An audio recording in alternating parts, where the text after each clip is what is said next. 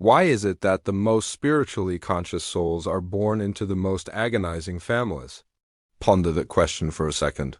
It's one of those ideas that doesn't depart easily because on a deep level you've likely sensed it. That peculiar paradox.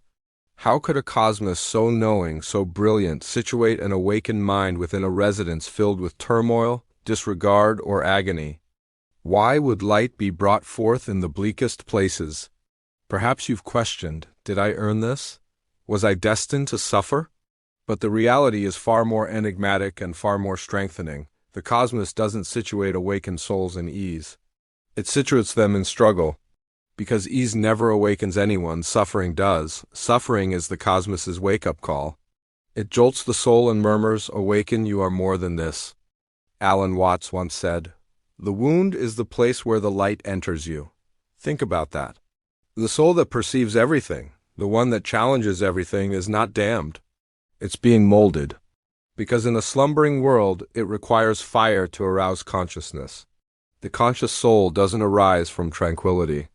It's forged in turmoil, like gold refined in flame, or a diamond created from pressure. The soul figures out how to gleam because it was enveloped by darkness. Maybe your family failed to grasp you. Maybe you were the silent one, the watcher, the profound thinker. You perceived things no one else appeared to register. You attempted to bring harmony where there was discord, affection where there was frigidity. But rather than being valued, you were misinterpreted. That wasn't a fluke. That was initiation. Because what if your agony was not chastisement, but purpose? What if your suffering wasn't intended to ruin you, but to awaken you? What if your family, as fractured as it may appear, was the ideal proving ground for your soul's development? You were not born into turmoil by chance. You were born there because you were resilient enough to alter it. I want you to drop this affirmation in the comments. My pain awakened my power. Number 1, the cosmic reason for painful beginnings. There is no error in where you were born. The universe does not play dice when it relates to the fate of an awakened soul. Every agonizing start has an unseen design behind it, a divine framework woven into turmoil. When a soul holds the capacity for awareness, it cannot be situated in ease because ease fosters blindness. Ease keeps individuals asleep. But suffering shatters illusions. It compels the mind to seek, to challenge, to ascend. This is why many conscious souls originate from homes filled with emotional tempests. They weren't being chastised, they were being readied. You see, a soul that is destined to carry light must first understand what darkness feels like. Without differentiation, there is no clarity. Without shadow, there is no comprehension of light. The universe instructs through polarity. It permits you to undergo the absence of love so you can identify the genuine thing when it manifests. It permits rejection so you can find your value within. It presents you with turmoil so you can grasp the significance of inner tranquility. The suffering of your early life was not haphazard. It was sacred curriculum. It was the universe demonstrating what occurs when unconsciousness presides over love so that when your opportunity arrives, you lead with awareness. Alan Watts once said, "The universe plays hide-and-seek with itself. The soul conceals itself in suffering so it can find its own light again." That is the core of your journey. The darkness of your family was never the conclusion of your story. It was the start of your awakening. You were situated in the fire so that empathy could arise from your ashes. You were enveloped by misinterpretation so that you could comprehend. The reason your start was agonizing is because your soul's purpose was profound. You weren't dispatched here to echo patterns. You were dispatched to uncover truth. Every injury, every scar, every night you wept alone, they were all ciphers, lessons, and initiations steering you back to your divine awareness. Life never squanders suffering. It transforms it into wisdom. When you grasp that, you cease asking, "Why me?" and begin asking, "What is this instructing me?" That is when the change commences. The stars can only be observed in blackness. And perhaps, just perhaps, that's the reason your soul selected such a black sky, so your brightness could finally be observed. Now, I want you to drop this affirmation in the comments. My pain has purpose. Number 2, the family as the first mirror. Your family is not your adversary, it is your initial reflection. the primary classroom where your soul starts to identify itself. Every grin, every dispute, every injury from them mirrors a concealed lesson about your identity and what you are not. The awakened soul frequently matures surrounded by turmoil, misinterpretation, and emotional frigidity. Not because it warrants it, but because that is the quickest route to arouse self-awareness. When you reside in a household where love seems conditional, where fondness shifts into control, where quiet becomes a tool, you begin to observe what unconsciousness resembles up close.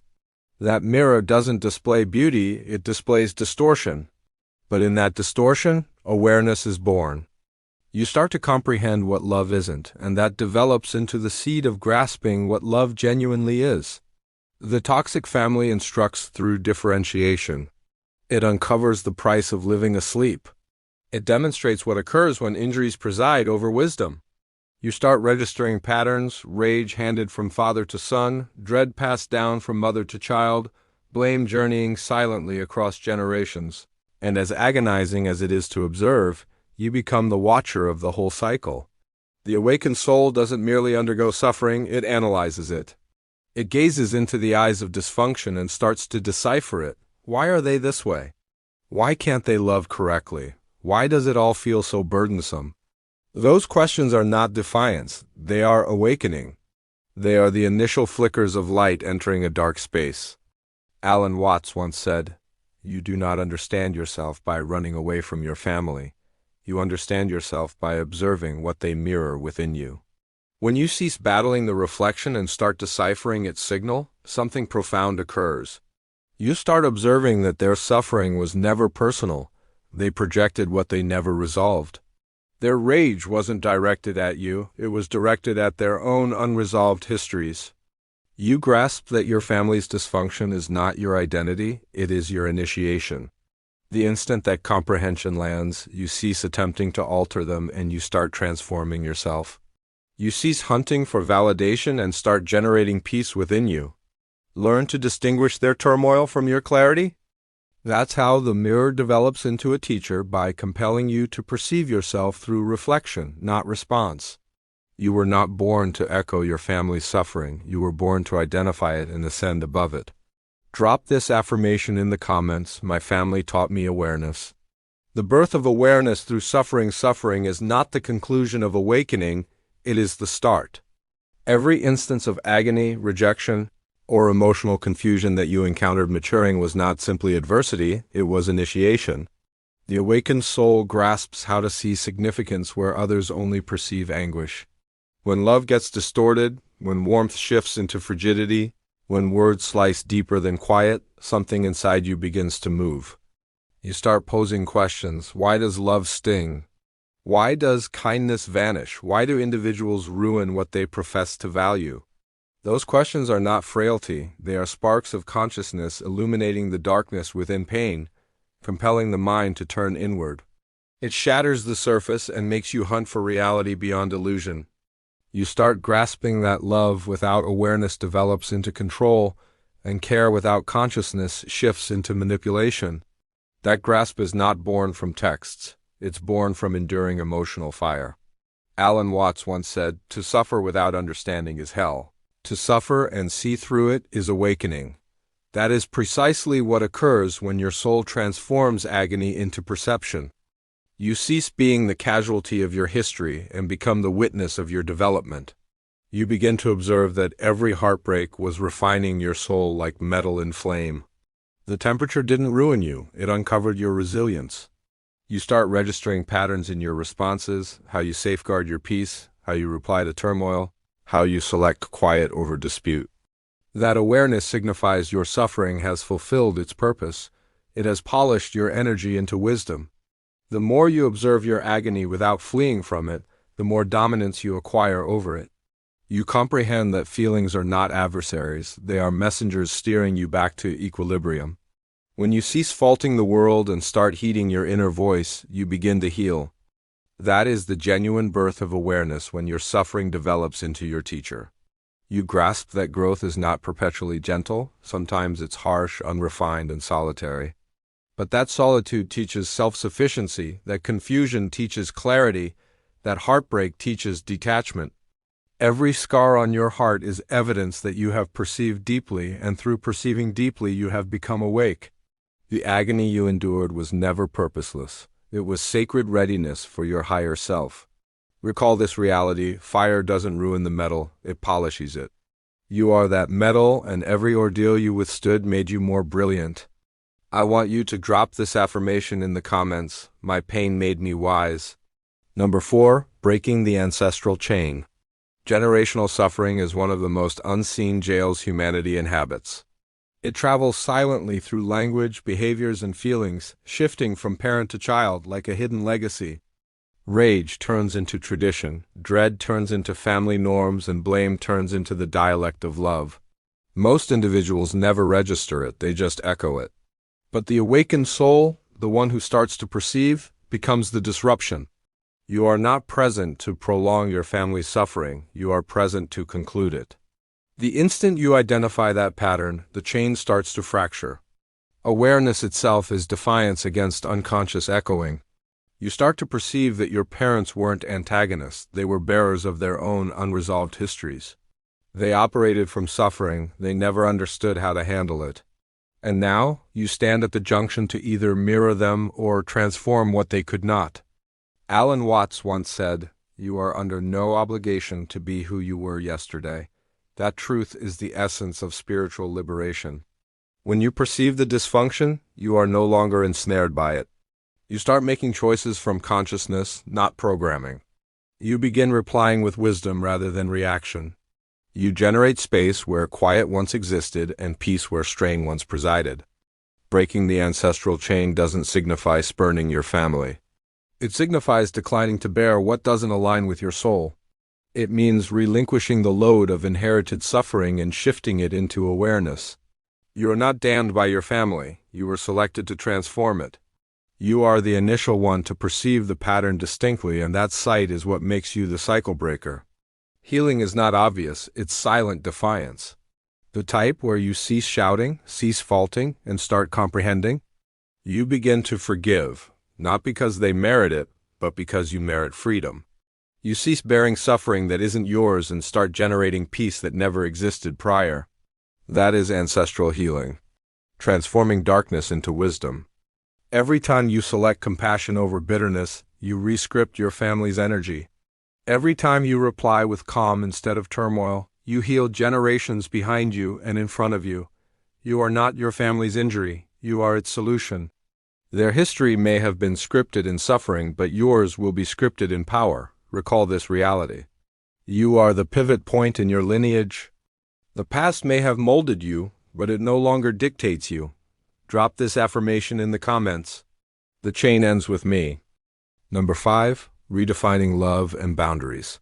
In toxic families, affection is frequently mistaken for control. Individuals assert to value you, yet their fondness arrives with stipulations, blame, or emotional manipulation. They state they love you, but what they truly signify is, "I need you to make me feel secure, even at the expense of your own tranquility." The awakened soul learns early that this is not love.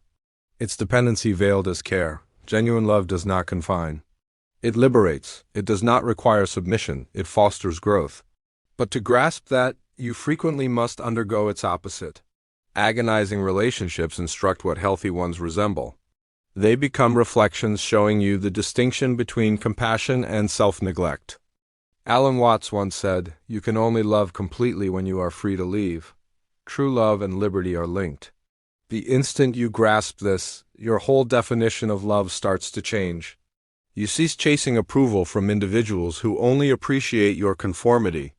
You start grasping that love without respect as codependency, not dedication. And so, you begin grasping one of the most difficult spiritual lessons. Love sometimes means stepping away. Most individuals believe remaining demonstrates resilience, but sometimes departing does. Stepping away is not disloyalty, it is safeguarding. It's the action of selecting peace over turmoil, self-value over blame. It's grasping that loving someone doesn't mean permitting them to wound you constantly. The awakened soul learns that establishing boundaries is not self-centered, it's sacred. Boundaries are the dialect of self-regard. They are unseen lines established not to repel others, but to maintain your energy's purity. You start declining without remorse. You start appreciating quiet over dispute, and you begin selecting solitude over insincere peace. This is how affection matures. It becomes steady, grounded in awareness, not feeling alone.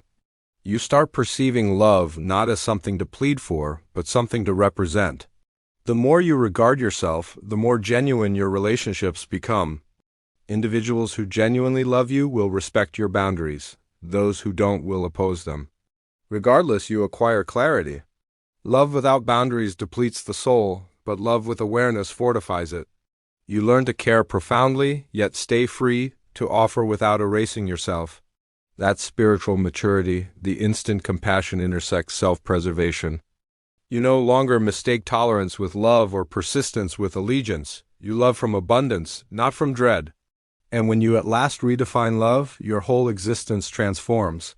Because you grasp real love never wounds your soul, it restores it. I want you to drop this affirmation in the comments. My love has boundaries. Number 6. Understanding without attachment. There arrives an instant in every conscious soul's path when you cease attempting to repair others and start comprehending them instead. You grasp that awareness isn't about altering people. It's about perceiving them distinctly without forfeiting your peace. This is the birth of emotional detachment, not from frigidity, but from wisdom. The more aware you become, the less you require to manage. You start observing your family's conduct from a loftier viewpoint, perceiving the suffering behind their conduct. Their rage stemmed from dread, their quiet stemmed from remorse. Their manipulation stemmed from void. When that reality lands, compassion starts to supplant bitterness. But compassion is not allowance. Comprehending does not mean enduring what ruins your peace. Alan Watts once said, "To understand life, you don't cling to it. You flow with it." That identical principle relates to people. You cannot awaken anyone by coercion. You can only represent the light that welcomes them to awaken themselves. So you cease debating for your reality. You cease attempting to persuade them to perceive what you perceive. Instead, you proceed in quiet, anchored, and composed, aware that your peace itself is the strongest lesson you can present. Comprehending without attachment signifies you can forgive without going back, love without losing yourself, and care without being depleted. You cease anticipating apologies that will not arrive, and you cease hunting for resolution from those unable to provide it. You begin to grasp that resolution doesn't originate from people, it originates from acceptance. The instant you cease requiring them to alter, you retrieve your liberty. This detachment is not superiority, it's maturity. It's the comprehension that you can't heal in the identical setting that fractured you. And sometimes the most spiritual act you can perform is to step away with grace. Forgiveness becomes your silent resilience. You don't forgive because they merit it. You forgive because you merit peace. Every resentment you relinquish becomes area for your light to intensify. The awakened soul no longer battles the darkness. It just gleams through it. You grasp that your family's suffering is their journey, not your burden. You can love them from a distance while safeguarding your energy up close. That's what it means to love consciously, to hold compassion in your heart, but boundaries in your hands. When you conquer that, no one can emotionally chain you again. You become free from the requirement to appease, from the urge to validate, from the load to repair. You just are in truth, tranquil, aware, steadfast. Understanding without attachment is the highest expression of wisdom because it keeps your heart receptive while keeping your mind lucid. Recall this. You can forgive in your heart and still safeguard your peace. Both are expressions of love, one towards them, one towards yourself. Now, I want you to drop this affirmation in the comments. I choose peace over control. 7. Transformation from darkness to light. There arrives a sacred pivot point in every conscious soul's path. The instant you cease perceiving your history as chastisement and start identifying it as readiness, everything that formerly fractured you begins to be clear. The suffering that formerly felt pointless starts uncovering its purpose. The turmoil that formerly depleted you becomes the fire that forged your resilience. Transformation doesn't occur when life is benevolent. It occurs when life incinerates everything inauthentic, leaving only reality. The toxic family, the disloyalty, the solitude, they weren't your ruin, they were your initiation. Alan Watts once said, "The crack is where the light gets in," and that is precisely how awakening starts, through the fractures. The more you fought the suffering, the more it pursued you. But the instant you embraced it, it shifted into power. You begin to perceive that your agony made you wise, your solitude made you self-aware, and your heartbreak made you capable of profound compassion. You no longer bear shame for your injuries, because you now grasp they were evidence of your bravery. Every scar became text. Every collapse became a breakthrough. Every shadow became a teacher. That is transformation. Not the elimination of darkness, but the capacity to shift it into light. The awakened soul becomes a transmuter of emotion, transforming bitterness into forgiveness, rage into comprehension, and dread into liberty. You cease saying, "Why did this occur to me?" and start saying, "This occurred for me." You grasp that your family didn't mold your restrictions. They uncovered your resilience. Without their suffering, you would never have grasped detachment. Without their rejection, you would never have discovered self-love. Without their turmoil, you would never have found peace. That's the paradox of awakening. Agony births clarity, and suffering gives birth to wisdom. Transformation doesn't mean you erase your history. It means you reclaim it. You take every fractured piece and construct a masterpiece of awareness. You start assisting others who are still ensnared where you once were, not from superiority but empathy. You become the light you once pleaded to discover. You grasp that darkness never genuinely existed. It was only the absence of comprehension. Once the light of awareness enters, the shadows forfeit their power. You perceive now that the family that once injured you also initiated your awakening. They were not your ruin. They were your threshold. The universe did not chastise you with them. It readied you through them. Your story is not one of suffering, but of development.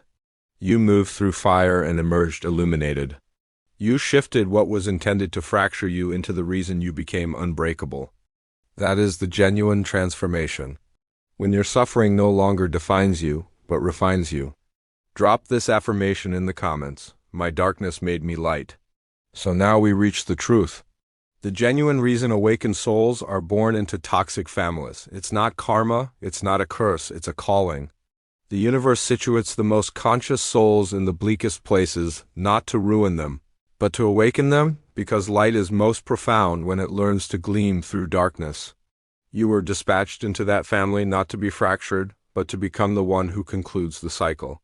Every injury, every disloyalty, every instant of quiet molded your awareness. You were the watcher in the turmoil, the calm in the tempest, the consciousness born within confusion. And now you grasp. You were never the casualty of your family's suffering. You were the healer of it, Alan Watts once said. The meaning of life is just to be alive. It is so plain and so simple, yet everyone rushes around in a panic as if it were necessary to achieve something beyond themselves. The awakened soul doesn't seek to flee suffering. It learns to perceive through it. It learns that love without awareness becomes servitude, but awareness without love becomes void. Equilibrium is the key. Your family was the trial, you were the solution.